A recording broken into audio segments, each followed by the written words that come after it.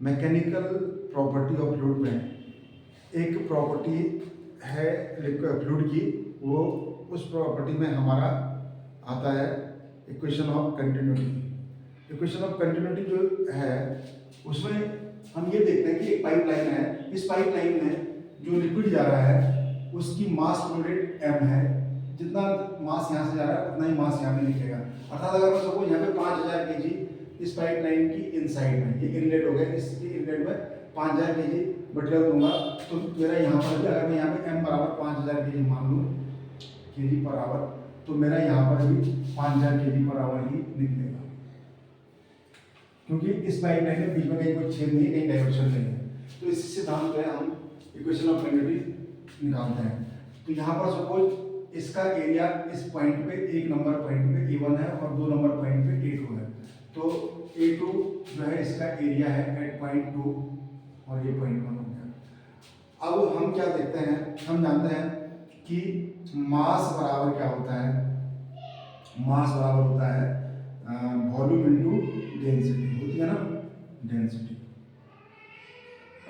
ठीक है सर। अब मास को यदि मैं टाइम से डिवाइड कर दूं, टाइम से यहाँ, और यहाँ पर मैं वॉल्यूम को भी टाइम से डिवाइड कर दूं, तो मेरे को कोई फर्क नहीं पड़ने वाला।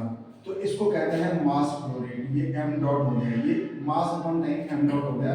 और वॉल्यूम क्या होता है, ये कैसा पाइप है, सिलेंड्रिकल पाइप है, तो इसका जो वॉल्यूम होगा वो होगा pi R square, pi R square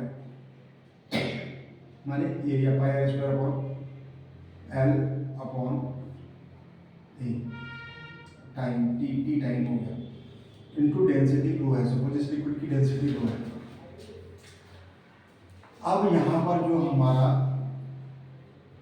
ये R1, इसका एरिया, ये रेडियस R1 है, यहाँ से यहाँ तक की रेडियस R1, ये R1 है और ये R2, तो ये R2, तो इसका ये हो गया हमारा पाई R1 स्क्वायर को हम A लिख देते हैं, ये वैल्यू है A की, पाई R1 स्क्वायर, और ये यहाँ पर वैल्यू होगी पाई R2 square. L upon T, length upon time क्या होता है, वेलोसिटी होती है, इनटू डेंसिटी। तो ये हो जाएगा मेरा A B into rho, A B into A1 B B1 into rho. Suppose हम यहाँ पे छोटी सी लेंथ लेते हैं, L लेते हैं, इस L लेंथ के लिए हम ले रहे हैं L1 लेंथ के लिए, तो L1 A1 B1 upon rho, ये हो गया।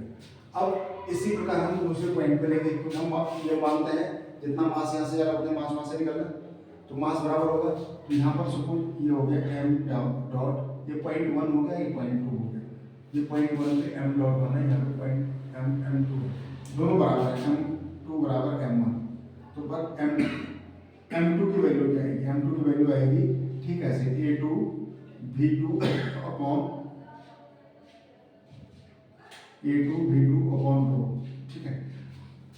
अब जो लॉ ऑफ मास कंजर्वेशन है उसके हिसाब से दोनों मास बराबर होंगे, m1 बराबर m2, तो यहाँ पर मेरा m1 बराबर m1 बराबर m2 होगा, तो यहाँ पर मेरा हो जाएगा A1 V1 बराबर A2 V2 रो दोनों जगह होगा, रो से रो कैंसिल हो जाएगा, तो ये हो जाएगा A1 V1 बराबर A2 V2। तो ये इक्वेशन ऑफ कंटिन्यूटी होगी, इक्वेशन ऑफ, इसे इक्वेशन ऑफ कंटिन्यूटी कहते हैं।